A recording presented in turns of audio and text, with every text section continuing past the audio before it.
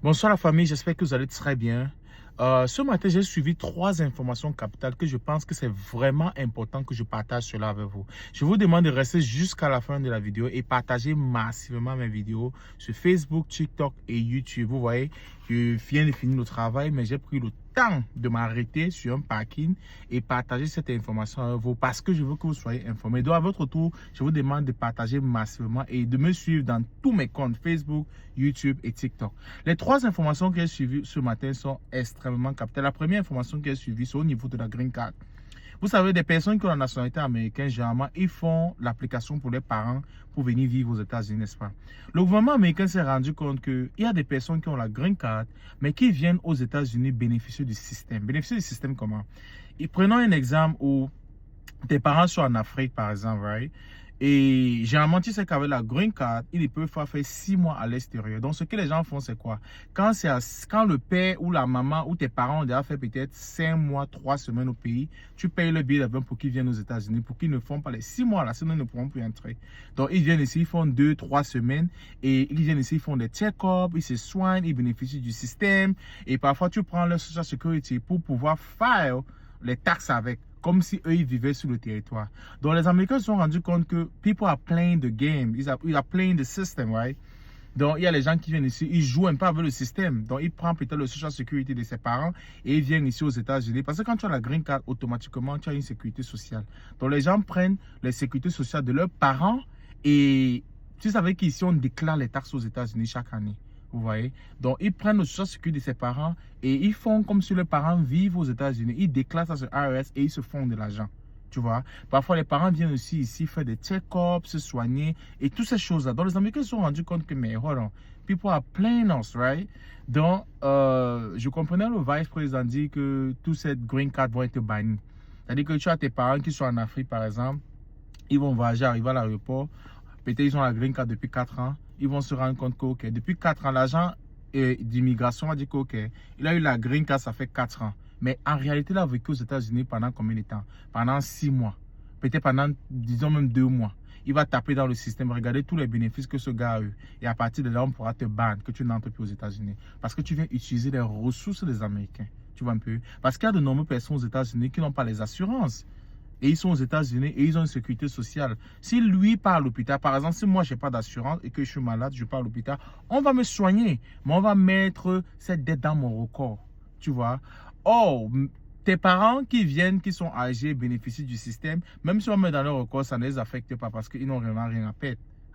Donc, vous voyez un peu comment les gens sont un peu en train de jouer avec le système. Donc, c'est un truc comme ça qui est en train de se passer. Je suivais les informations ce matin et j'ai dit, bon, c'est vraiment important que je partage cela avec vous. La deuxième chose que j'ai suivie, c'est au niveau des personnes qui viennent accoucher aux États-Unis. Vous savez, il y a de nombreuses personnes que qu'est-ce qu'ils font?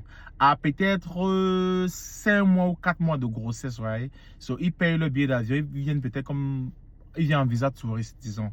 Ils arrivent aux États-Unis, ils accouchent normalement. Et quand tu accouches aux États-Unis, puisqu'ils n'ont pas de Social Security, right? C'est comme la carte d'identité au pays avec un unique identifiant. C'est ça qu'on appelle la sécurité sociale aux États-Unis. C'est comme ton identité en Amérique, tu vois un peu. Partout là où tu vas chercher le boulot, partout ce que tu peux faire, on tape seulement ton social et on peut comprendre tout, on peut connaître toutes tes informations. Là où tu as habité, là où tu as travaillé, là où tu as fréquenté, quelles relations tu avais. Donc à partir de ça, on peut tout traquer. Donc ces gens-là, quand ils viennent en Afrique, par exemple, les femmes, quand ils viennent accoucher ici, parce qu'elles veulent que les enfants deviennent américains pour que dans le futur, ces enfants profitent. Il y a beaucoup de femmes au pays qui viennent faire ça ici. Elles ne veulent pas vraiment rester aux États-Unis. Mais elles viennent ici en visa touriste. Les enfants accouchent aux États-Unis. Elles accouchent aux États-Unis, I'm sorry. Et maintenant, elles rentrent au pays avec leurs enfants. Mais les enfants automatiquement prennent la nationalité. Donc, ils ont dit que ce côté-là va être banni. Les enfants ne prendront plus la nationalité. Donc, pour qu'un enfant soit américain maintenant, il va falloir que ses parents soient américains. Tu vois ce qu'il veut dire, non? Donc, tu ne peux pas être un illegal immigrant et tu arrives aux États-Unis, tu accouches, juste parce que tu as accouché sur le sol américain, donne automatiquement la nationalité à l'enfant. Ça va être banni. Et je pense que c'est très grave parce qu'il y a beaucoup de gens qui viennent accoucher comme ça, sachant que dans le futur, quand l'enfant va grandir, il pourra venir aux États-Unis, vraiment faire ses études et tout ça. Et le gouvernement s'est rendu compte que c'est une charge qui redevenait au gouvernement parce qu'une femme comme ça qui est en état de vouloir accoucher, on ne peut pas la traquer, elle n'a pas de social security. Qu'est-ce qui se passe? Les hôpitaux sont obligés de prendre soin d'elle. On ne peut pas laisser quelqu'un mourir. On prend soin de toi. Mais en retour, le gouvernement paye. Il paye avec qui? Avec les taxes, avec nos taxes. Parce qu'en réalité, c'est nous qui payons ces taxes-là, vous voyez. Donc, oh, il y a les Américains ici que, vous voyez, si ta femme accouche par exemple, et que tu n'as pas d'assurance, elle va accoucher, mais on va mettre ça sur toi comme dette. Vous voyez un peu le problème, non? Donc, les Américains se sont rendus compte que beaucoup d'Américains n'en profitent pas du système, donc ils vont gérer ce genre de situation-là.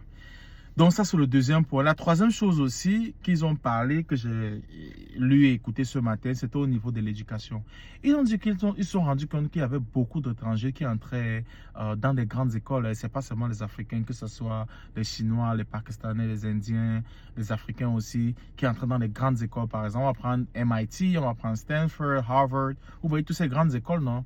Et eux bénéficient. Et alors que les Américains même n'arrivent pas à entrer dans ces grandes écoles. Beaucoup d'Américains n'entrent pas dans ces grandes écoles, mais de nombreux étrangers se retrouvaient dans des grandes écoles que les Américains sont supposés bénéficier.